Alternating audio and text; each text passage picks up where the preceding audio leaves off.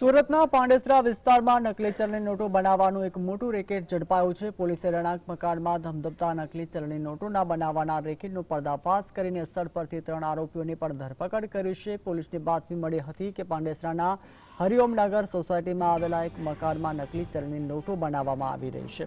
બાતમીના આધારે પોલીસે દરોડા પાડ્યા અને સ્થળ પરથી બનાવટી નોટો અને પ્રિન્ટર અને અન્ય સામગ્રી પણ મળી આવી હતી। પોલીસે સ્થળ પરથી 3 આરોપીઓની મુડારામ, મોતીરામ અને ચેરારામના પ્રજાપતિના ધરપકડ કરવામાં આવી છે। તો દિનેશ કુમાર ઓછા છોગારામ સહિતના લોકોની પણ ધરપકડ કરવામાં આવી છે। તો નારાયણ છોગારામ, ખેરાજ રામ પ્રજાપતિની પણ ધરપકડ કરાઈ છે।